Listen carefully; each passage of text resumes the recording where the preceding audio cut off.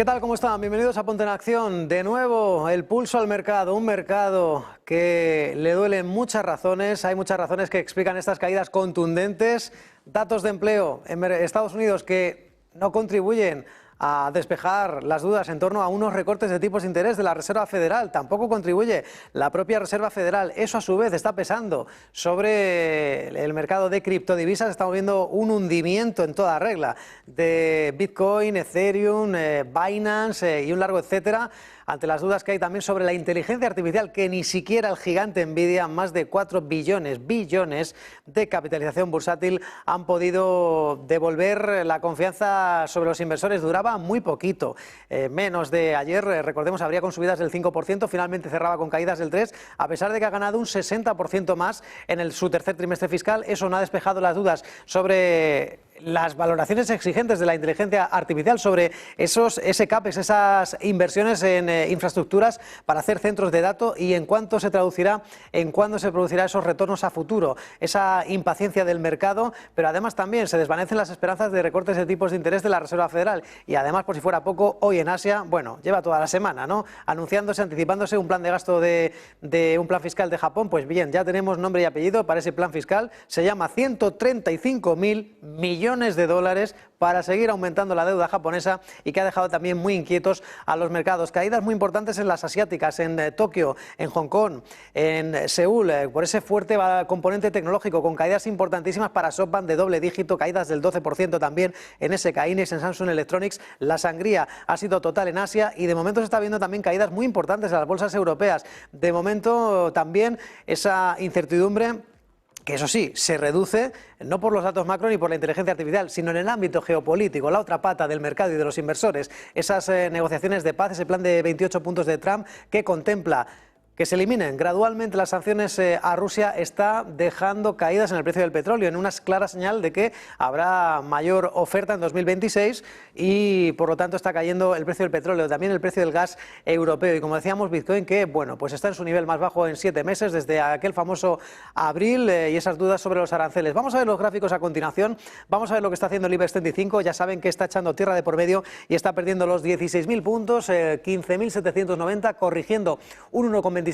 También, bueno, en este caso está logrando amortiguar un poco las caídas el DAX germano, perdiendo medio punto porcentual. Parece que el CAC va en esa línea. Vamos a ver aquí un poco más abajo el CAC 40 de París, retrocediendo hasta los 7.958 puntos. Vemos que también Milán hoy está perdiendo más de, bueno, ahora ya está reduciendo las caídas. Milán pierde 340 puntos, un 0,8%. El CAC un 0,3%. Parece que están intentando volver a la normalidad, que están agarrándose a Wall Street, agarrándose a esas caídas de ayer, y que hoy de momento, vamos a ver, los futuros sobre Wall Street están anticipando sorprendentemente subidas muy suaves del 0,1% para el Dow Jones, para el S&P 500, para el tecnológico Nasdaq. Bueno, en el caso del Dow Jones un poquito más, subidas del 0,36% en una jornada en la que, recordemos, de momento parece que van a contener la respiración, y muy pendientes de esa evolución de las materias primas. Hemos dicho que el precio del petróleo, vamos a verlo a continuación, se está alejando de los $60 el barril de crudo ligero West Texas, el de referencia en el viejo continente, el de referencia en Estados Unidos, quiero decir, cayendo un punto porcentual, también $57,86, el Brent 62,33, el extraído en el Mar del Norte.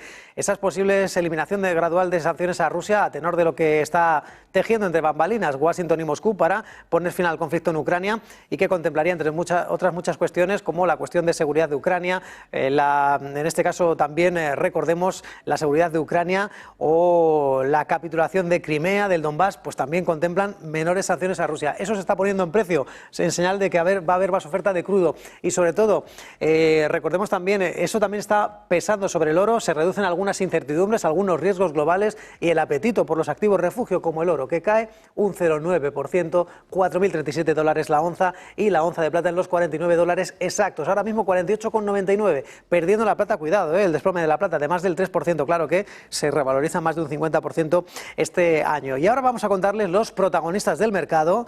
Vamos a recordar también lo que se está cociendo en Wall Street. Recordemos también, y sobre todo por una compañía petrolera, les hemos contado el precio del petróleo. Pues bien, sepan que aquí tenemos a una compañía, Tall Oil. Esta compañía cotiza en la bolsa de Finlandia, en Helsinki, y está cayendo un 31% por que tiene muchos problemas para refinanciar su deuda, pero además también la compañía ha hecho una rebaja de previsiones de producción, una compañía sitiada por la deuda, con operaciones en yacimientos en Ghana, en Gambia, en general el África subsahariana, y que está también tratando de luchar contra reloj con tenedores de bonos, con otros inversores alternativos para seguir reduciendo deuda. Recordemos, tiene vencimientos en mayo de 2026 y, en definitiva, la compañía que ya tiene pagos atrasados con el gobierno de Ghana y que, a pesar de que se ha desprendido de importantes activos, pues aquí está la prueba. Vamos a recordarlo también lo que está haciendo en este caso, cayendo, pues, en efecto, recordemos, 31%, y que en la práctica, pues, se está viendo esta caída, fíjense, del 31%, una caída absolutamente estrepitosa para esta compañía Turn Oil, que además prevé para más INRI menores previsiones de producción para 2026, y eso está también sitiándola. Un cóctel mortal, profit warning, también dudas sobre poder devolver su deuda. Quién sabe si será la siguiente empresa en quiebra, pero decayendo de momento un 31,7%. Mientras tanto, nosotros que seguimos hablando de otras compañías protagonistas. En este caso hablamos de esas caídas de Bitcoin. Como saben, hay algunas compañías como Strategy, otrora nombrada MicroStrategy, y que esta compañía, que se dedicaba al software, a la tecnología, pues parece que ha basado su estrategia de negocio en seguir comprando Bitcoin. Sepan que esta semana, a tenor de las caídas en Bitcoin, compraba criptodivisa por valor de 835 millones de dólares en Bitcoin.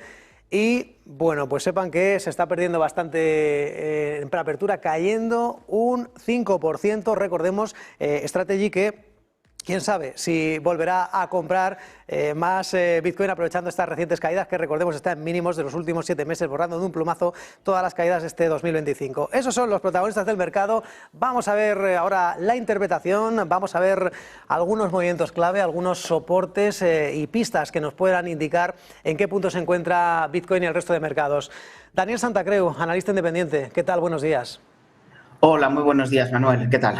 Y Bitcoin, que hemos visto esta mañana, prácticamente nos faltaban palomitas, viendo cómo perdía los 85.000 y caía a plomo hasta los 82.000. Parece que está aguantándolo, los ha perdido momentáneamente, los está aguantando. No sé si ha perforado algún soporte, Daniel, si está pisando algún charco, si lo va a pisar.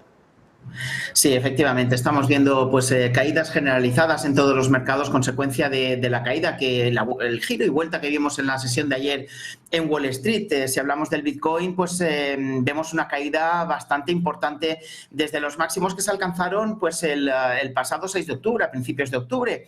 Esta caída ahora mismo ya sería superior al 35%, Bitcoin habría perforado niveles clave como son los $100.000, ya lo hizo hace algunas semanas, y en la sesión de ayer y de hoy pues está perforando la zona de soporte clave que tiene en los $88.500. Esta zona de soporte corresponde pues también a una resistencia anterior, una resistencia que ya se dio por buena en el pasado mes de marzo, y ya pues por debajo de ella se incrementa, ya se acelera el movimiento bajista, con un único soporte clave que podría detener las caídas, al menos en el corto plazo, en los $76.600. Mucho cuidado, porque podríamos sí ver algún rebote puntual en el caso del Bitcoin, proveniente de esa enorme sobreventa que acumula ahora mismo en el corto plazo, pero todo parece indicar que si no se recuperan rápidamente esos $88.600, Bitcoin podría seguir acelerando la caída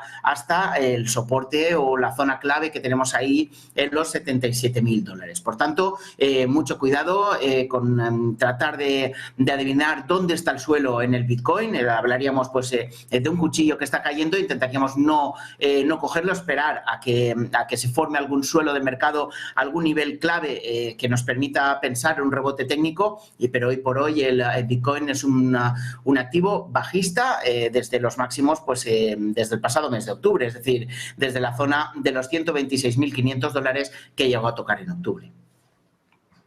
Daniel, si cuando hablamos del oro y hablamos de la fuerza del oro en las subidas y todavía el comportamiento que tienen otras mineras de oro, hombre, no vamos a hablar de mineras de Bitcoin, pero vamos a hablar de compañías que basan últimamente su estrategia en la acumulación de Bitcoin como reserva de valor. Hablamos de Strategy, y de Michael Saylor, que desde luego se ha coronado esta semana comprando Bitcoin por valor de 835 millones. Actualmente está en los $177. Ayer cayó un 5%. Se esperan también movimientos a la baja fuertes en preapertura. Strategy, que lo voy a decir rápidamente, en este 2025, eso sí, cae un 38% prácticamente, replicando esas caídas que ha tenido este último mes Bitcoin. ¿Qué podemos decir de este valor? También fuerísima de Strategy. Sí, efectivamente, es un valor ahora mismo para estar totalmente fuera, no tener posiciones abiertas. El valor es muy bajista desde que alcanzó en el pasado mes de julio la zona de los $456. Hoy, como bien dices, Manuel, viene con una preapertura muy bajista, ahora mismo en el entorno del 3% adelantarían esa preapertura. El valor, si medimos la caída desde esos máximos del mes de julio hasta niveles de cierre de ayer, hablaríamos de un descenso de mayor del 61%, es decir, estamos ante un valor muy bajista, una sucesión de máximos y de mínimos decrecientes en una tendencia bajista de medio plazo que se ha acelerado en las últimas semanas. Como punto positivo sí que podríamos afirmar que estaríamos ante una zona de soporte intermedio alrededor de la zona de los $158. Ahí podríamos ver algún tipo de reacción alcista debido a los altos niveles de sobreventa que acumula el valor, pero en principio si este nivel no aguanta, estos $156, podríamos ir a buscar pues la zona de mínimos donde se marcó un doble suelo de mercado durante el ejercicio 2024, alrededor de la zona de los $105 aproximadamente. Por tanto, Strategy es un valor ahora mismo para tener fuera de cartera, incluso no permite la compra o la toma de posiciones alcistas, al menos que el valor recupere al menos la zona de los $200. Deberíamos ver pues 2-3 sesiones al alza que nos pudieran pues al menos recuperar las 2 velas diarias que nos ha marcado en la sesión de ayer y antes de ayer, al menos un intento de recuperación que de momento no se está produciendo. Estamos viendo caídas generalizadas en las bolsas americanas, también en las europeas, y todo esto pues con una caída del Bitcoin también que hemos analizado anteriormente y que ahora por ejemplo es de casi el 5%, pues estaría perjudicando a todo este tipo de valores. Daniel Santacreu, analista independiente. Vamos hoy un poquito justos de tiempo. Estaremos muy atentos a la evolución de Strategy, de Bitcoin, también de Nvidia, que no ha logrado de momento frenar, en este caso calmar el ánimo de los inversores. Buen día, buen negocio y buen fin de semana. Buen fin de semana a todos. Un abrazo. Mientras tanto, vamos a recapitular, en este caso, hacer recapitulación de las bolsas, repaso de las bolsas europeas que hay que decirles que están logrando contener, entre comillas, la hemorragia, ya caen menos de un punto porcentual. Wall Street está apuntando en positivo, subidas muy moderadas, pero que en definitiva contribuyen a dejar, algo, un pequeño alivio, algún atisbo de esperanza que no permita. El balance va a ser claramente negativo en esta semana para las bolsas europeas, para la mayoría de índices mundiales, pero vamos a ver cómo acaba la película, ahora que ya llevamos cumplida más de media sesión de este viernes, 21 de noviembre, rojísimo, intensísimo en las bolsas, en Bitcoin, y que también está dejando también secuencias bastante importantes en el mercado de las materias primas por ese plan de 28 puntos de paz de Donald Trump a espaldas de Zelensky con las autoridades rusas para poner fin al conflicto que también se está trasladando, parece, en las materias primas. Alexis Ortega, profesor de finanzas del EAE Business School. ¿Qué tal? Buenos días. ¿Qué tal? Muy buenos días. ¿Cómo estáis? ¿Esas caídas del crudo tienen que ver con esas posible retirada o esa retirada de sanciones gradual a Rusia que contempla el plan de paz de Trump? ¿Eso es lo que explica estas caídas? Bueno, en buena parte. Hay que tener en cuenta que hay en estos momentos un exceso muy grande de oferta con respecto a la demanda que ya ha ido presionando a la baja el precio del petróleo, y encima ahora meter a un operador más que hasta ahora estaba amenazado con salirse o con sacarlo más bien, pues obviamente significa que va a haber muchísima más oferta y por lo tanto de alguna manera una caída del precio del petróleo. Yo creo que estamos en una clara tendencia a la baja del precio del petróleo, entre otras cosas porque también están interesados en Occidente que el precio del petróleo no se convierta en un hándicap a una inflación que está costando bajar y que de alguna manera está obligando a los banqueros centrales a ser algo más precavidos cuando en este momento hay algunos síntomas que le indican que deberían bajar más los tipos de interés. Lo que le viene muy bien a las aerolíneas, reduce el precio del queroseno, aunque bueno, es cierto que cuando sube el petróleo, sube mucho la gasolina, cuando baja el petróleo, el precio de los combustibles baja como una pluma. Pero bueno, Alexis, lo digo porque en este caso no sé si puede haber más muertos por el camino, con estas, no sé hasta dónde podría llegar el precio del petróleo, porque hemos visto cómo una petrolera finlandesa, Tullow Oil, se está hundiendo un 30% por bueno, pues problemas para refinanciar su deuda, también ha recortado previsiones de producción, aunque bueno, es una compañía muy enfocada en yacimientos africanos. No sé si crees que esto puede provocar cierta convulsión o ciertas víctimas en el sector petrolero. Bueno, hay que tener en cuenta que hay productores a los cuales son muy sensibles, e incluso hasta zonas geográficas que son muy sensibles al precio del petróleo, entre otras cosas, puesto que sus márgenes son muy pequeños o sus costes operativos por el tipo de petróleo que tienen, pues son muchísimo más altos. Por lo tanto, una caída del precio del petróleo a algunos les va a afectar muchísimo menos, puesto que sus costes de producción son siempre muy bajos, el típico caso de Arabia Saudí, o en otros casos pues puede ser más peligroso. Y ahí también incluyo no solo a esta empresa que me cuenta usted, sino también obviamente al fracking, que de alguna manera los costes operativos son muchísimo más altos que en otros sectores y por lo tanto un precio a la baja puede poner en peligro alguna de estas empresas. Aún así, yo creo que también tenemos un problema de fondo en todos los mercados y yo creo que es por lo que están todos cayendo. Y es el hecho de que muchos de ellos contaban con un proceso de caída de tipos de interés que permitiera una refinanciación barata de estos ingentes capitales de endeudamiento que tienen muchísimas empresas y la verdad es que este proceso, por lo menos en Estados Unidos, se ha frenado. O por lo menos parece ser que la Reserva Federal quiere frenarlo. No sé si al final lo conseguirá, pero obviamente los mercados están reaccionando de una manera muy virulenta a esta retirada de la liquidez y a esta idea de que los tipos de interés en diciembre posiblemente en Estados Unidos no vayan a bajar. Cuando Donald Trump decía aquello del fracking para bajar los precios del petróleo y de, bueno, pues de toda la economía estadounidense. Alexis, bueno, has hablado de la Fed. Vamos a intentar meternos un poco en los zapatos de Jerome Powell. Datos de empleo que eran un tanto confusos. Subió la tasa de paro hasta el 4,4%, pero las nóminas no agrícolas aumentaron en septiembre en 119.000 puestos. ¿Cómo se puede explicar esta controversia y qué es lo que puede hacer la Fed de cara a diciembre? Entiendo que una pausa.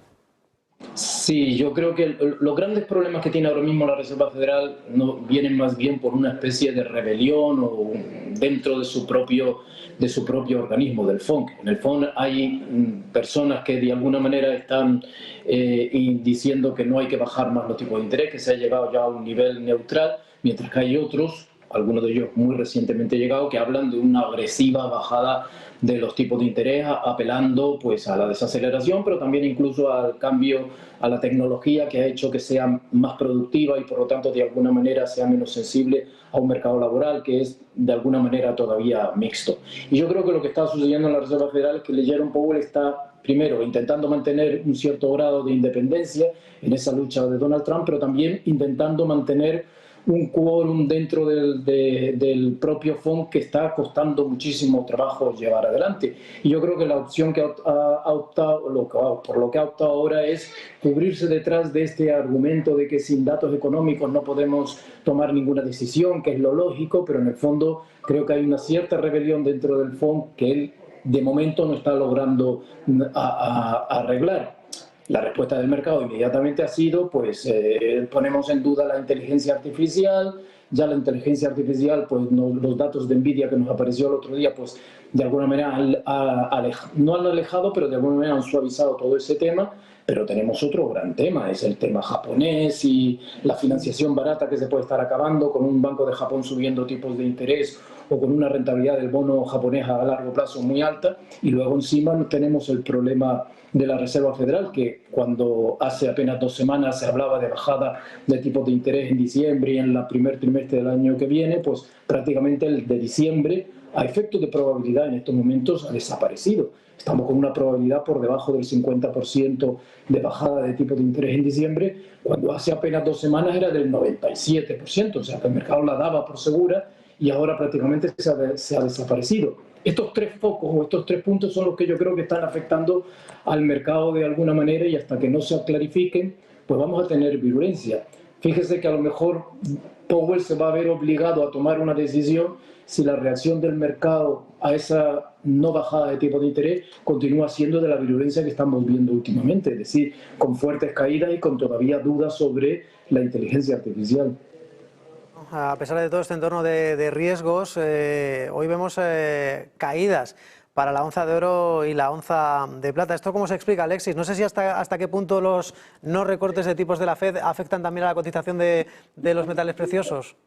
Bueno, en parte sí, porque realmente las subidas en general del precio del oro y de la plata ha venido por dos temas fundamentales. Uno, había una cierta sensación de que los banqueros centrales iban a fijarse más en el empleo y no tanto en la inflación, que incluso con la resistencia de la inflación a la baja, ellos iban a decidir centrarse más en el crecimiento que en la propia inflación, es decir, no ser tan rigurosos con el tema de la inflación.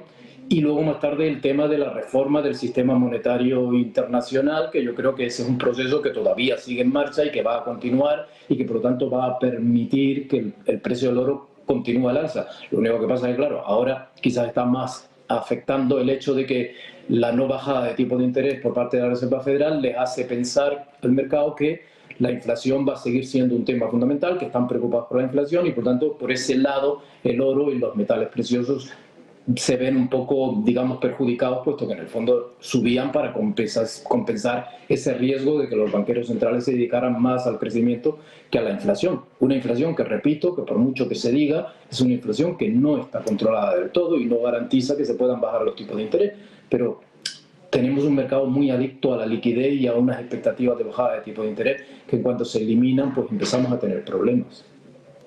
Alexis, la semana que viene se publican los datos de PIB y del PCE porque de momento los del empleo nos han dejado un poco algunas dudas. Alexis Ortega, profesor de finanzas de la IAE Business School. Buen día, buen fin de semana. Gracias. Hasta la próxima. Gracias. Onza de plata que está cayendo casi un 4%. Recordemos, disminuyen las tensiones geopolíticas, esta posible resolución, o al menos un acuerdo marco entre Rusia y Ucrania para al menos un alto el fuego y que a partir de ahí se pongan a trabajar en ese plan de 28 puntos del que poco a poco se van conociendo cosas. La práctica capitulación de Ucrania, pero sobre todo también Rusia se incorporaría pues, al mercado mundial y se eliminarían las sanciones. Todo eso se está poniendo en precio y está desvaneciéndose el apetito por los activos refugio, a pesar de que está cayendo también, recuerden, los activos de riesgo. El Bitcoin, los índices de renta variable, las tecnológicas, la inteligencia artificial, en definitiva, el crudo que cae por esa posible eliminación de sanciones y la onza de plata que, insistimos, cayendo cerca de un 4%, ha perdido de largo el nivel de los $50 la onza, en tanto que el oro se mueve en los $4.033, cayendo un 1%. El precio de la plata, 48,92. Tiempo para hacer una breve pausa, tomamos aire y seguimos en Ponte en Acción.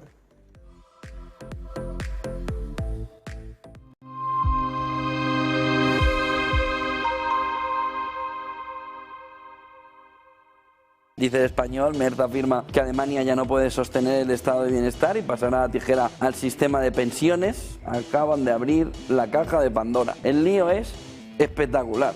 Ahora, ¿es diferente al nuestro en España? No, para nada. El lío significa que en 10 años esto está aquí arriba. Si tenemos esto aquí arriba, en 10 años, ese movimiento de jubilación va haciendo prácticamente imposible una pirámide. Piensen que esto era así, ¿eh? Esto era así. Pero no habían venido los inmigrantes a cambiar la pirámide poblacional. ¿Dónde están? La inmigración va a cubrir lo que los ciudadanos no quieren ya tener hijos, pues prefieren tener perritos todo el día. Los perritos no cotizan. Que sería una buena solución, ¿eh? Oiga, ¿usted quiere tener un perro y no quiere tener niños? Pues a pagar. Perro y el gato que paguen, ¿no? No están sustituyendo a... ¿No era mejor hace 15 o 20 años haber dicho, oiga, si usted tiene un hijo, se le vamos a apoyar? ¿Por qué? Porque nos va a ahorrar el problemón que nos viene encima. Dice, no, venga, no quieren tener hijos, vamos a tener inmigración. ¿Y dónde están? ¿O es que tenemos un entorno de inmigración donde no toda la inmigración cotiza? Vale, y si no cotiza, entonces ¿qué hacen? Comer recursos.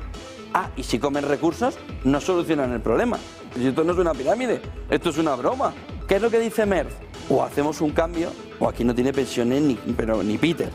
No, pues subamos impuestos. ¿Pero qué más impuestos? Si estás lleno de deuda porque no has parado de emitir dinero y no paras de gastar como si no hubiera un mañana. España va como una moto. ¿Y tú qué estás haciendo? Recaudando todavía más. ¿Pero para qué? Para poder gastar más. ¿Para qué estás gastando más?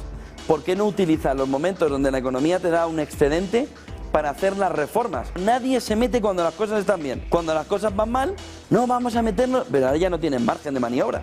Y volvemos a lo mismo. ¿Quién asume ahora la responsabilidad? Son los mismos inútiles que ahora nos dicen, vamos a sacaros de esta. ¿Pero qué vais a sacarnos? Si sois incapaces. Y ya lo habéis demostrado. Es la de Macron. Francia al borde del colapso. No vivía un movimiento de salida de tantas mociones de censura contra los primeros ministros que va poniendo uno detrás de otro, van cayendo. De no, es que Europa crece. ¿Qué va a crecer Europa? Si lo que hace es endeudarse. Y ahora que ya tienes todo el modelo al borde del colapso y que ve la élite que la situación ahora mismo es dramática, que le está diciendo una parte de la población, vamos a las calles. Vamos a las calles, que es lo que ya definitivamente termina por controlarlos a todos, por observarlos a todos, por tenerlos a todos en el punto de mira, el anillo de Sauron en el entorno europeo, el euro digital. A partir de aquí, se finí. El gobierno de turno le está diciendo, vivimos mejor que nunca. Dicen, vivirás tú, que estás en tu palacio, pero no nos tomes el pelo. Es que el presidente del gobierno gana poco dinero, los cojones. Gana un dineral, porque si gana 90.000, 100.000 euros, más un chalet de 15.000 euros, más el Falcon cuando quiere, más un helicóptero, más para ir a Benicassin, más las vacaciones en Marruecos, ¿cuánto gana la casta política? Y encima se ríen de nosotros, que gana poco el presidente del gobierno. ¡Los cojones! ¿Cómo que gana poco? Está con nosotros Lorenzo Ramírez. Lorenzo, ¿qué tal? Muy buenos días. Buenos días, José Antonio, ¿qué tal? ¿Cómo estás? Bueno, esa es la gran clave, que la inteligencia artificial hoy en día no es rentable. La actuación de China en este episodio de la guerra comercial. Muchísimas gracias, Lorenzo, como siempre, por toda esa fotografía hoy abundante, lo que está en la actualidad que no para. Buen día, buen negocio. A ti también, buen día y nada, a disfrutar y a trabajar. Abrazo.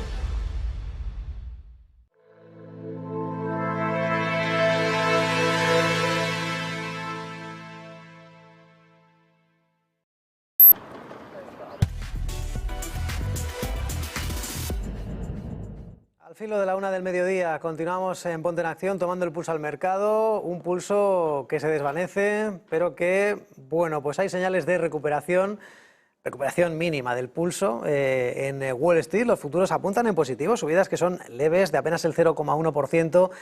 Pero en definitiva la fotografía es de dudas sobre la inteligencia artificial. Ni siquiera Nvidia ha podido recuperar esa confianza de los inversores en torno a este sector, a esta tecnología disruptiva, en torno a todas esas inversiones millonarias y en el beneficio a futuro, que el mercado parece que está muy impaciente con conseguir ya retornos en este 2026 a punto de comenzar.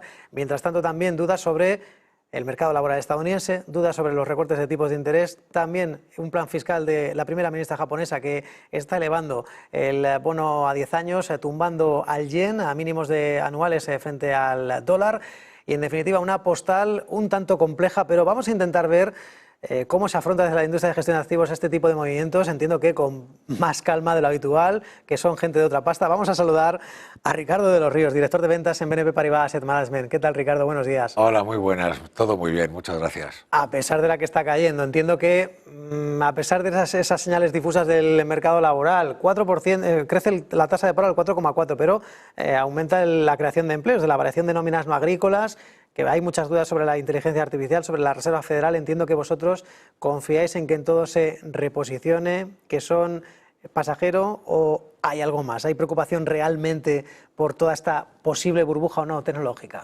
A ver, como nosotros somos gestora, pues tenemos una visión de medio y largo plazo y tratamos de aislarnos un poco del ruido del momento. Indudablemente los titulares que acabas de comentar son los de hoy, pero yo, por ejemplo, traería otro titular que es conocido, pero que lo pongo en valor. El Fondo Monetario Internacional acaba de revisar al alza las perspectivas de crecimiento de la economía mundial para este año de 2,8 a 3,2. Pues, hombre, el fondo es bueno. el mercado laboral americano, bueno, es una cosa que hemos tenido recientemente en el espejo, por el espejo retrovisor en la gestora, y sí, bueno, pues lo miramos con cuidado. Pero hoy viernes, aunque los titulares no sean muy buenos, pues bienvenido a la vida.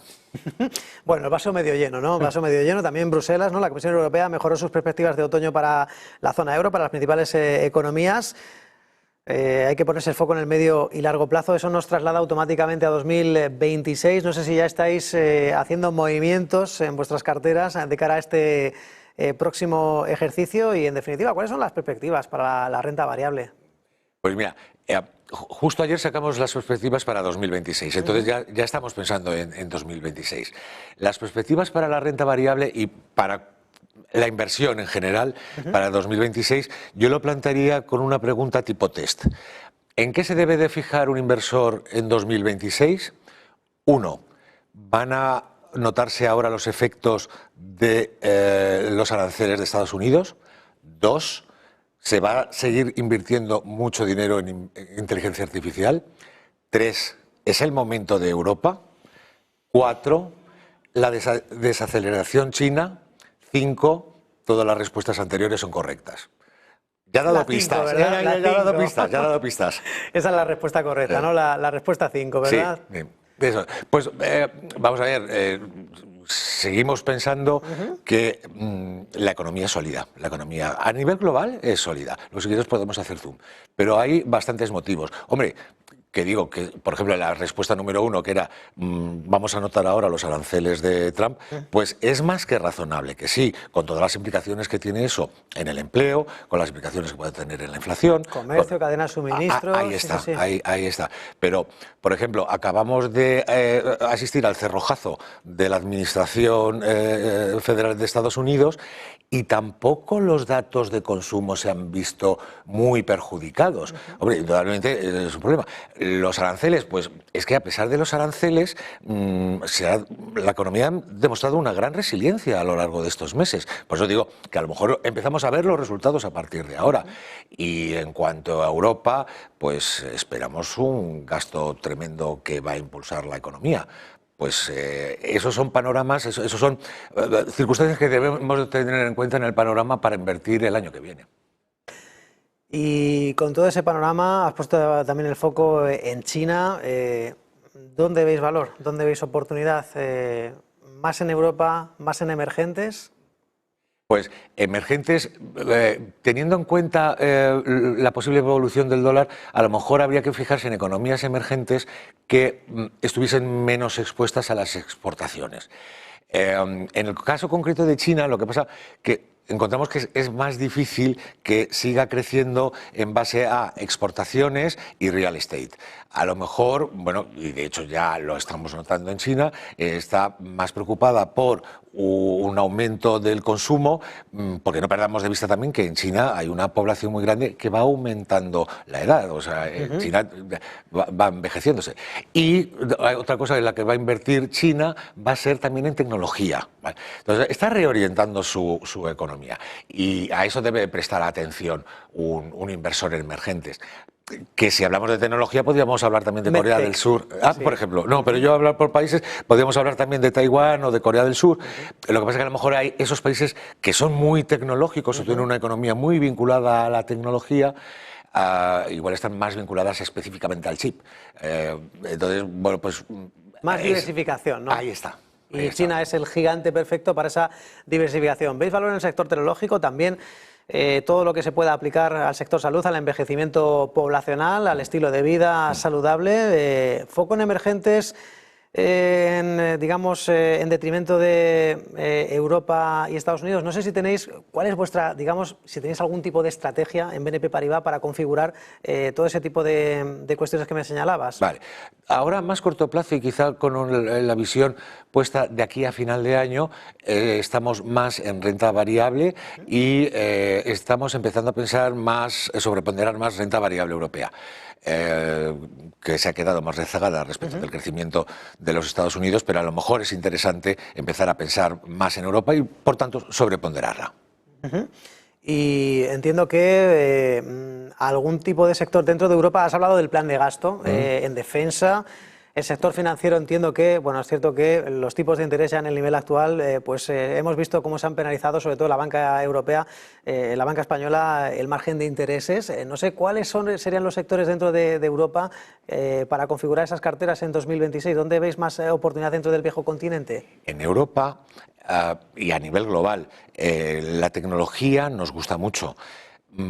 ¿Por qué? Bueno, pues porque el mundo es tecnológico y entendemos que se va a seguir gastando dinero en inteligencia artificial. Era una de las respuestas que daba al principio de si uno de los motores del crecimiento de la economía mundial el año que viene va a venir dado por las inversiones en inteligencia artificial. Y luego todo lo que se relaciona con el medio ambiente, sobre todo en Europa y en Asia.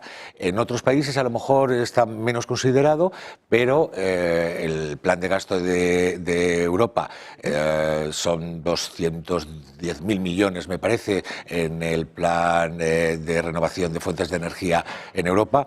Y en Asia, que hacen muy bien los deberes, pues todo lo que tenga relación con el medio ambiente, y hablo no solamente de renta variable, sino también en renta fija, bonos verdes, bonos sostenibles, bonos de impacto. Eso también nos gusta. Han emitido bonos en China, bonos en euros incluso, Ricardo. Bueno, has hablado del sector tecnológico, con distintas aplicaciones en Europa y en Asia, en China. No sé si también de cara a 2026, con todas esas respuestas que son correctas, hay que aumentar el peso en renta fija. ¿Qué tipo de perfil? Si el crédito, si la deuda soberana, si tramos medios, si high yield, si investment grade. ¿Cuáles son vuestras perspectivas para la renta fija en 2026? Bueno, en renta fija, lo mismo que en renta variable, nos gusta diversificar. Pero, ¿qué es lo que puede esperar un inversor? Sobre todo eso, para que decida hacia dónde quiere orientar la cartera. Pues el crédito nos sigue gustando muchísimo. Es verdad que se han reducido los diferenciales y se ha comportado muy bien en el último año, pero si, como esperamos, los tipos de interés van a seguir bajando, podemos discutir el ritmo, pero creemos que sí, pues a lo mejor merece la pena seguir fijándose en el crédito. En Europa, por ejemplo, que estamos pensando que la inflación se va a poder controlar al 2%, que es el objetivo que tiene el Banco Central Europeo, pues en ese caso se deberían de bajar los tipos de interés. Pues a lo mejor en Europa se puede picar cosas de renta fija muy interesante, sobre todo, digo, en investment grade, en renta fija corporativa. Bueno, dime el nombre de alguna de las criaturas en BNP Paribas. Entiendo que tendréis estrategias, que tendréis fondos, que tendréis algún producto ligado a la renta variable, otro con más peso en la renta fija. ¿Cuáles son? Vale, pues empezando por renta variable, una temática que las circunstancias geopolíticas nos han puesto sobre la mesa, pues yo me fijaría mucho en autonomía europea. Europa, digo, dadas las circunstancias, se ha dado cuenta que a lo mejor necesita más autonomía. No perdamos de vista que estamos en una economía global y eso nunca lo vamos a poder evitar.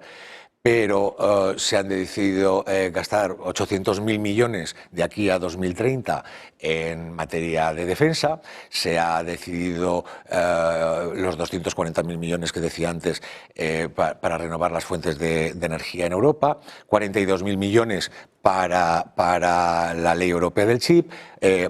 Y solamente Alemania 500.000 millones. Solamente Alemania 500.000 millones. Todo eso ese dinero es una barbaridad. Y eso yo creo que es una propuesta de valor para los inversores, porque ahí se puede conseguir rentabilidad. Entonces, lanzamos en mayo pasado, tiene poco histórico, pero es que la temática tiene poco histórico también. Lanzamos un fondo que se llama BNP Paribas Europe Strategic Autonomy, que juega justo esas inversiones, juega la temática de la defensa, de la autonomía europea y las ganas de depender menos del exterior. Eso por el lado de la renta variable. En renta fija, que decía también una manera pues, de diversificar, yo creo que es un fondo del que ya he hablado aquí en alguna ocasión, es en el BNP Paribas Global Absolute Return Bond. Este fondo invierte en todas las clases de activos de renta fija. ¿Por qué esa diversificación? Porque hemos visto en el pasado que ha habido años que era el año del high yield, era el año del crédito, era el año del emergente. Bueno, ¿Qué tal si tenemos una cartera que engloba todas las clases de activos dentro de la renta fija y le damos muchísima flexibilidad al gestor, con un enfoque de retorno absoluto? Bueno, pues los resultados son buenísimos. Yo recordaría incluso en el año 2022, en renta fija, la rentabilidad neta de la clase retail, la que yo podría comprar, fue de más 0,1 en 2022. Pues yo creo que está muy bien. Pues esas son las dos propuestas que traería yo de renta variable y de renta fija para los inversores para el año que viene. El BNP Paribas Europe Strategic Autonomy y el de renta fija BNP Paribas Global Absolute Return Bond. Global Absolute Return Bond. Bueno, pues ahí están algunas de esas estrategias, renta fija, renta variable para un 2026, siempre con el foco puesto en el medio, en el largo plazo, para un 2026 sin sobresaltos, para mantener la calma en este viernes bastante intenso y siempre puestos en la mano de los expertos. Ricardo de los Ríos, director de ventas de BNP Paribas Asset Management, un placer. Buen día, buen negocio. Es un placer siempre venir aquí.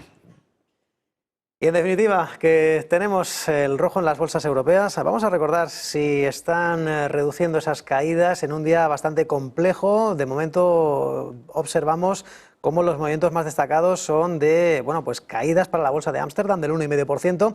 En lo que respecta al CAC, está amortiguando esas caídas, ya son del 0,3%, pero ahí han visto, acaban de ver ustedes, al IBEX 35 que sigue, bueno, pues que esas caídas cercanas en el 1%, perdiendo ya muy de largo esa estela de los 16.000 puntos. Vamos a intentar tomar el pulso al mercado, vamos a intentar ver algunos protagonistas, vamos a saludar a nuestro siguiente invitado. Saludamos a Franco Machiavelli, analista financiero de mercados. ¿Qué tal, Franco? Buenos días. Muy buenos días, Manuel. ¿Qué tal? ¿Cómo estamos? Bueno, ni siquiera Nvidia logró contener, disipar las dudas sobre la inteligencia artificial. ¿Qué es lo que ha fallado en esos resultados? ¿Han sido mejores de lo esperado? Hablaba de sólidas perspectivas para las infraestructuras. Quizá esa alianza con OpenAI o algún posible acuerdo que no gusta al mercado. No, yo, personalmente no lo creo. Sí que es cierto que había muchísima expectativa, bueno, y con todo el ruido de la gran apuesta en esta ocasión de Michael Burry, pues podríamos llegar a pensar que todo el foco de los inversores estaba puesto en los resultados más inmediatos, cuando probablemente la tesis de Burry no apunta mucho al corto plazo. Pero bueno, eso le añadió un matiz de volatilidad. ¿Dónde está el tema, Manuel? Al menos bajo mi punto de vista, ya no es tanto por el tema de Nvidia, es un poco todo lo que ha estado ocurriendo últimamente, especialmente con las declaraciones de Lisa Cook, que hizo caer bastante el mercado en el día de ayer. Veíamos bastantes recortes y al final esto es algo curioso, ¿no? Porque en teoría los miembros de la Fed han repetido en muchas ocasiones que ellos no miran el mercado, que no es su labor. Pues ¿qué hace un miembro de la Fed saliendo a hacer este tipo de comentarios, ¿no? Esto me recuerda incluso el mismo Powell cuando hablaba de, no recuerdo bien el término, era como highly extremely valued o algo así, cuando hacía referencia a que las valoraciones estaban muy sobreextendidas, muy altas, etcétera, etcétera. Pues esto, en un contexto de debilidad, digo de debilidad o de tensionamiento o de incertidumbre, porque el mercado lleva estando a ciegas en cuanto a datos macro de calidad ya bastante tiempo desde el cierre de gobierno. Ahora se anuncia que datos relevantes de calidad en términos macroeconómicos se van a publicar recién el día 16 de diciembre. La reunión es el 9. Entonces, entramos en la conclusión final de pensar que, bueno, pues el mercado continúa en una fase débil, en una fase de incertidumbre por no conocer este tipo de datos. Se conocen este tipo de declaraciones y el mercado entra en risk off. Por eso también veíamos, de hecho, una caída espectacular en cripto, que si quieres la comentamos ahora también. Pero a todo esto, Manuel, lo que yo le sumaría es un dólar también que ha estado empezando a repuntar. De hecho, si nos damos cuenta de lo siguiente, vamos a fijarnos de que especialmente el dólar ha estado subiendo bastante desde que se han visto reducidas a la baja las expectativas de recorte de tasas en el mes de diciembre. Y yo a todo esto lo juntaría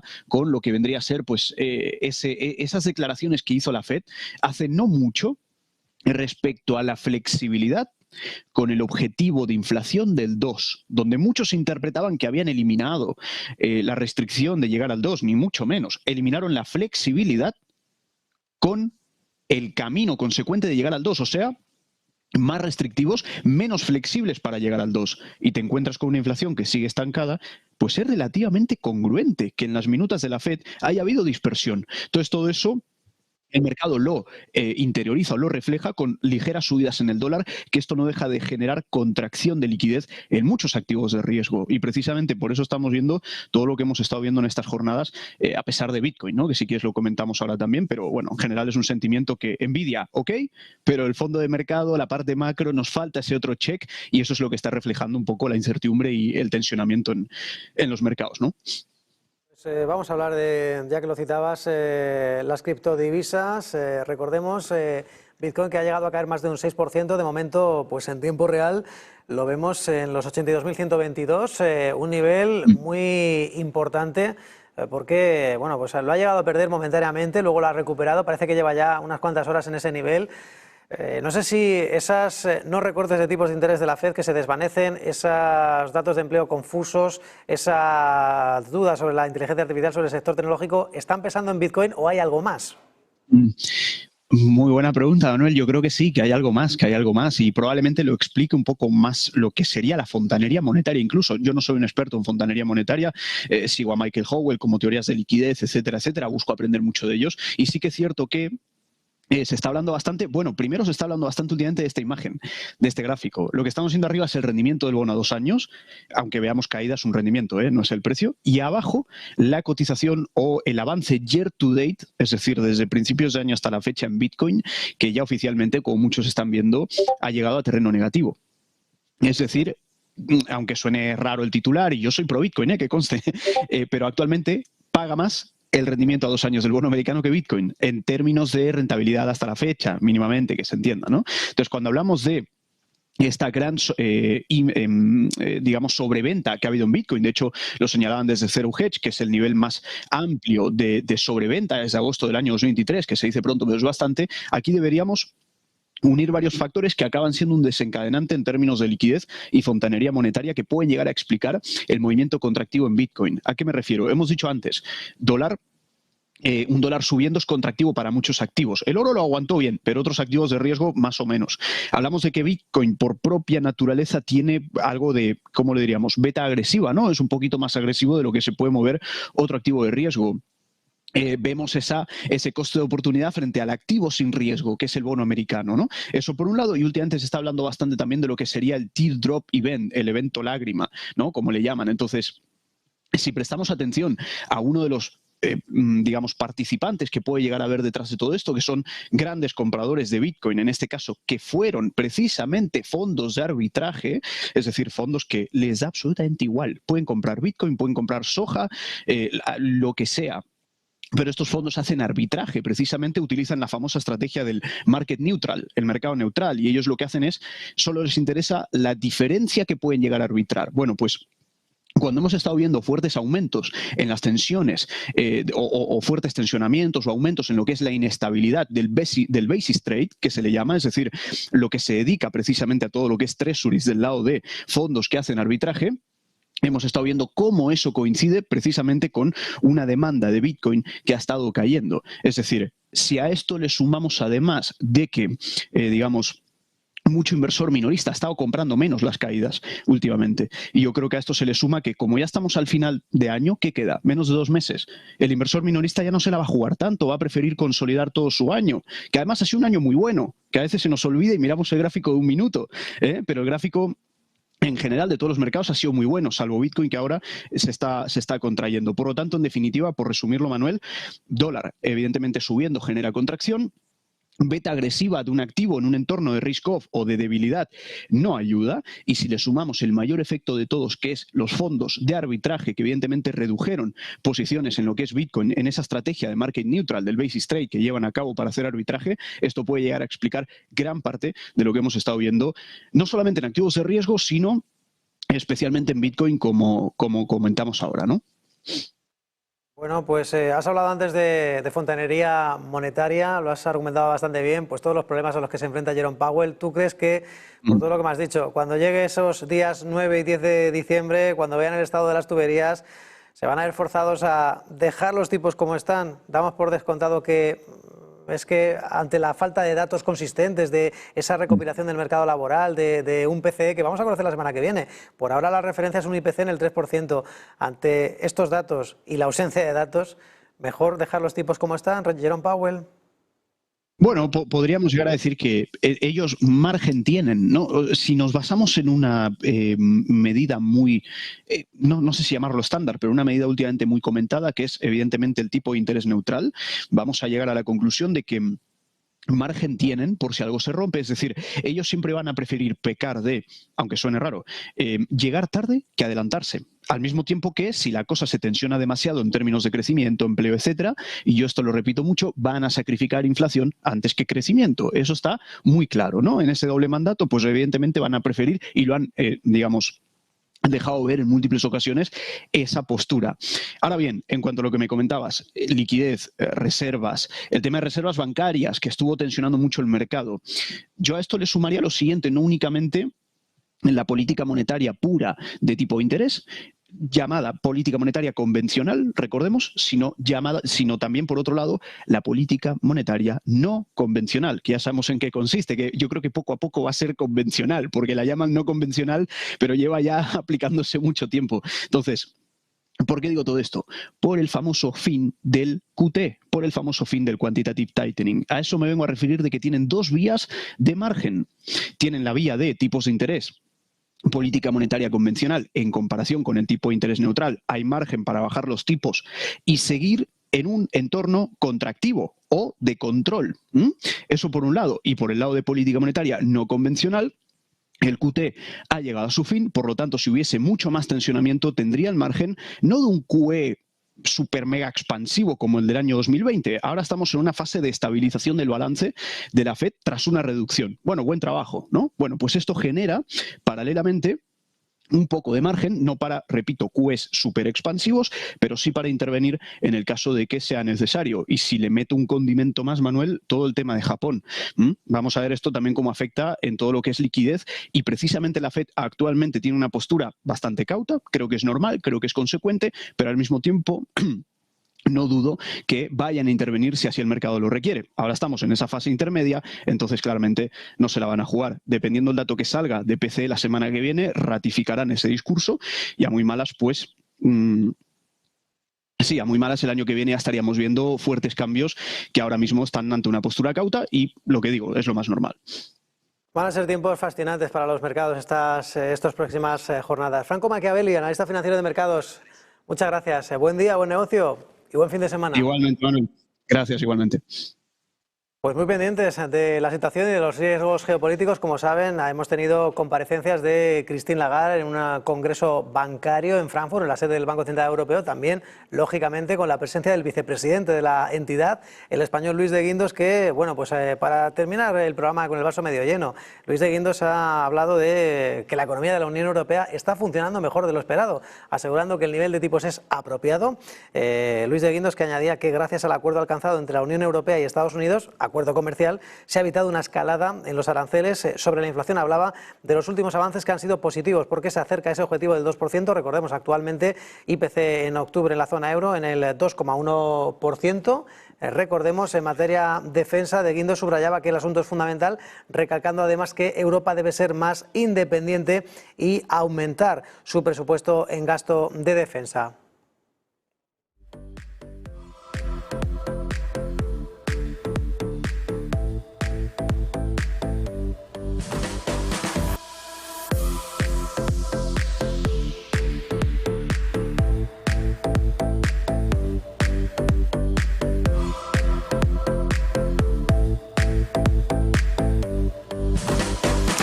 Bueno, pues tiempo para analizar el mercado de criptodivisas. Antes de hablar con nuestro siguiente invitado, vamos a recordar la cotización de Bitcoin, que está debatiéndose entre mantener en lo que parece un soporte clave los $82.000, cayendo prácticamente un 6%, ahora mismo un poquito menos, un 5,5%, pero ojo porque están alimentándose las dudas sobre el resto de criptodivisas.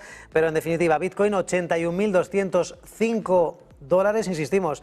Ha perdido los 82.000, cuidado, mira, 80.915, cuidado porque podemos ver alguna perforación, quién sabe, por debajo de esos 80.000 o incluso menos. Mientras tanto, bueno, pues cayendo, que no es poco, un 6%. Ethereum cayendo también un 6,8%, 2.638 dólares. La criptomoneda Binance, que, bueno, ya no es que se aleje de los $1.000, de los 800, 796, último precio con 90 centavos, cayendo también de forma muy fuerte, más de un 8%, prácticamente a doble dígito Cardano, en este caso una criptodivisa que estaba teniendo un buen comportamiento esta semana, con, en este caso, desinflándose hasta los 39 centavos de dólar, 0,39, 0,3896. Solana también en los 122 dólares con 23 centavos, Solana también cayendo un 8,5%, al igual que Ripple, que Polkadot, que Avalanche, que Polygon, en definitiva todas las criptodivisas con un fuerte movimiento bajista, dudas sobre el sector tecnológico, sobre la Reserva Federal, sobre el empleo estadounidense y que también están alimentando las dudas sobre, bueno, si estamos hablando de un activo, un refugio, una reserva de valor. Vamos a saludar a nuestro siguiente invitado, saludamos a Jesús Sánchez Bermejo, presidente de InnoChange, INC. ¿Qué tal, Jesús? Buenos días. ¿Qué tal? Buenos días. Bueno, son de esos días en los que hay que mantener la calma, pero la preocupación va por dentro. ¿Hay que preocuparse por esos 81.000 de Bitcoin? Quizás sí, porque tenemos cercano una importante zona que no debería perder. Y yo no descarto que incluso hoy la posibilidad porcentual sea alta de, si no perder hoy los 80, hacerlo mañana. Pero no debería perder bajo ningún concepto, en mi opinión, una zona importante de soporte alrededor de la zona de los 78 o 79.000 dólares. Es una zona muy importante desde estas caídas de inicio, porque ahora está cayendo, parece que mucho, pero viene cayendo desde esos máximos históricos el pasado 6 de octubre y estamos observando como en este mes y medio ya que llevamos de caída, está profundizando las caídas y esa zona de soportes para mí es muy importante, también viendo que el miedo y codicia lo tenemos en una zona muy cercano a 10, estamos en una zona donde ya quizá pronto, si aguanta esta zona de soportes que comento, quizá podríamos encontrarnos un rebote importante, no solamente a Bitcoin, sino para otras criptomonedas, observando como en los últimos 7 días la mayoría han perdido más de un 10%, hablando del top 20 cripto. ¿Y cuál podría ser la explicación a estos descensos tan pronunciados, no ya solo de hoy? Hoy está siendo, digamos, el remate final, pero vienen ya de una semana claramente negativa, la anterior también. Bitcoin, de hecho, incluso ya la semana pasada perdió pues toda esa racha alcista, todas esas ganancias de 2025. ¿A qué se debe? ¿Cuál es el cóctel o los argumentos que están castigando tanto a las criptodivisas, Jesús? Bueno, se debe a que en el ciclo alcista que empezó en el año 2022 y ha finalizado, en mi opinión, ya a inicios de octubre, estamos viendo ya el inicio de la corrección que deberá traer a lo largo incluso del 2026 precios más bajos que los actuales. Simplemente, una vez que el mercado en ese largo plazo de 3 años ha finalizado, sí que podría haber, en vez de a 126.000, haber tocado 130 o 140.000, no lo hizo, se quedó en 126.000 y ahora simplemente está iniciando, repito, está iniciando un movimiento bajista, obviamente, en mi opinión.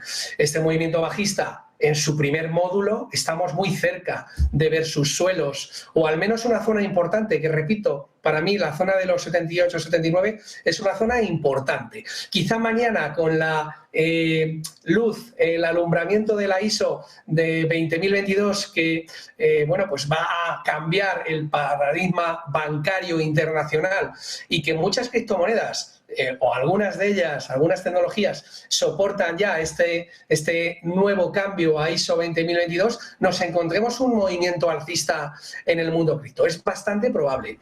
Si perdemos esa zona de los 78, no hay que olvidar que más abajo hay otra zona también bastante importante que podría llegar, veremos cuándo, en entornos de 65 o 64.000 dólares. Pero vamos a confiar que de momento en estos entornos de 78 o 80.000 frene de momento y haya un rebote. Bueno, has hablado de esa normativa, de esa regulación ISO. No sé si puede haber algún argumento más a favor de las criptodivisas. Se las prometía muy felices con la administración Trump, con esa reserva mundial de criptodivisas. No sé si puede haber algún viento de cola, algún argumento más a favor, más allá de la regulación para el mercado de criptodivisas. Bueno, si estamos observando ya, porque ya tenemos una historia del 2009 al 2025 de cómo se comportan los ciclos temporales e históricos de Bitcoin, independientemente de los fundamentales y de quién gobierna en Estados Unidos, nos vamos a encontrar, en mi opinión, movimientos alcistas y bajistas dentro de una tendencia general de fondo. No hay que olvidar que Bitcoin está subiendo y en ningún momento ha tenido riesgo de caída, en mi opinión, dentro de esa tendencia general del gran largo plazo. Llevamos 16 años subiendo, pero también dentro de esa gran escalada alcista, los recortes ya nos tiene acostumbrados Bitcoin, que son profundos, sangrantes, y que a quien le pille comprando arriba del todo, después se va a encontrar una temporada con posiciones abiertas en negativo, independientemente de lo que haga Tran, que podrá tener estímulos si él mismo tiene un fondo dedicado a criptomonedas cada día más amplio, u otras empresas que siguen comprando Bitcoin como MicroStrategy, que ahora mismo a nivel privado o a nivel empresa que cotiza en los mercados internacionales, la que más Bitcoin posee, y China o Estados Unidos poseen Bitcoin, y dudo que se deshagan de estas posiciones, pero el mercado va a tener igualmente máximos y mínimos ascendentes. Lo va a hacer el oro, lo va a hacer el Dow Jones de Industriales, lo va a hacer el IBEX 35 y lo va a hacer Bitcoin, lo va a hacer Ethereum, lo va a hacer Cardano o lo va a hacer cualquier criptomoneda. Normalmente, para que algo suba, tiene que generar un nuevo mínimo ascendente. En el caso de Bitcoin, o en el caso de las criptomonedas, la historia ya nos dice que las caídas, cuando va a buscar ese mínimo ascendente, son profundas y probablemente estamos en esa tendencia. Eso es algo que siempre intentamos explicar en este tipo de programas, este tipo de contenidos, que los movimientos en este tipo de activos son fuertes y hay que estar preparado para la avalancha. Jesús Sánchez Bermejo, presidente de InnoChain, gracias por darnos algo de luz y aportar valor con bueno, las perspectivas no tan favorables, pero también algunas brotes verdes para el universo cripto. Cuidado con las criptodivisas. Buen día. Buen día a todos. Bien, pues vamos a recordar una vez más lo que están haciendo los mercados. Un rojo intenso. Vamos a ver lo que están haciendo las bolsas europeas. Ya hemos cumplido ya ampliamente media sesión de este viernes 21 de noviembre. Hay que recordar la referencia asiática. Han sido caídas muy contundentes con desplome de tecnológicas, SoftBank, SK Hynix, Samsung Electronics y en definitiva descensos de casi el 4% para Seúl, de prácticamente el 3% para Tokio, caídas del 2% para Hong Kong, para Shanghai, para Shenzhen. Dudas sobre la inteligencia artificial que las bolsas asiáticas replicaban el comportamiento ayer de Wall Street. Hoy de momento los futuros en Wall Street apuntan al alza, pero vamos a ver rápidamente las bolsas europeas. De momento el IBEX 35 está liderando las caídas, es el único que mantiene esa tendencia claramente bajista, fuertes caídas del 1,3% que le están alejando de los 16.000 puntos, 15.774 puntos para la bolsa española, que recordemos, aquí estaba, recordemos esa caída estrepitosa en la jornada de hoy, recordemos ese desplome en la apertura y que lo dejaba pues en efecto con esta caída de, recordemos, ese 1,3% y que en definitiva es el único índice que está de momento manteniendo esas caídas abultadas, porque el resto están mitigándolas como pueden, no tanto Frankfurt, porque está cayendo un 0,8%, como París, que recordemos el CAC 40 de momento está cediendo un 0,3%, parece que las dudas que siguen todavía persistentes en Milán, recortes del 0,85%, y el FTSE 100 londinense también estamos viendo cómo, bueno, pues al igual que está ocurriendo con París, está reduciendo las caídas, son del 0,35%.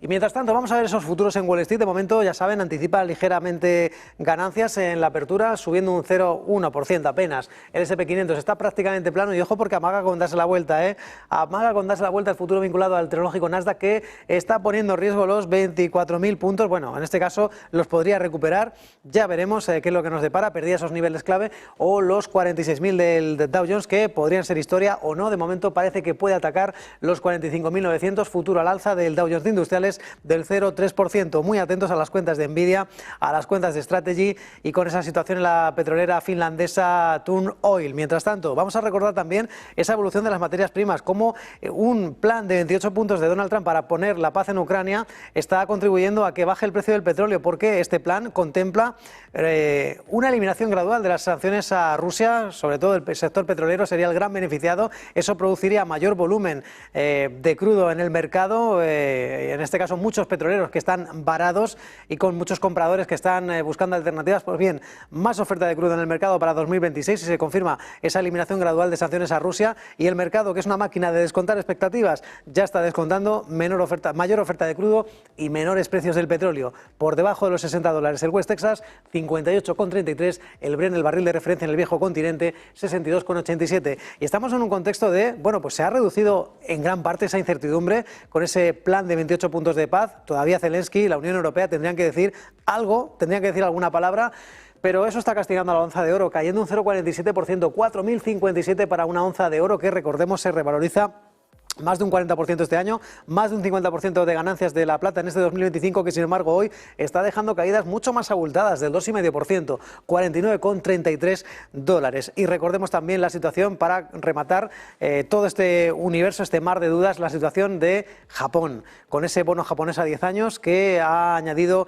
en este caso, rendimientos que no se veían desde el año 2007, echen cuentas, 17 años o 18 años, y que de momento, bueno, pues ahí está la caída fuerte del rendimiento del bono japonés, que se revalorizaba en las últimas jornadas, 1,78, recordemos el rendimiento del bono japonés a 10 años, y hay muchas dudas sobre la deuda, recordemos, japonesa, con ese plan de estímulos de la primera ministra Sanae Takaichi, 135.000 millones de dólares en estímulos para 2026, con unos presupuestos que se están corrigiendo sobre la marcha, que se van a prácticamente duplicar en la Cámara Baja, aunque eso sí, parece que tendría asegurado la aprobación de las cuentas públicas Sanae Takaichi, porque tan solo necesita 2 votos más que los de su partido, el Partido Liberal, el Partido de la Innovación. Solo necesitaría 2 escaños más para sacar adelante las cuentas. Ya veremos qué es lo que depara, pero el mercado, que es soberano, está dictando sentencia, caídas de los rendimientos de los bonos y también caídas del yen frente al dólar, que hemos visto hoy, ya para terminar, en el mercado de divisas, como hemos visto cómo se ha recuperado. En este caso está perdiendo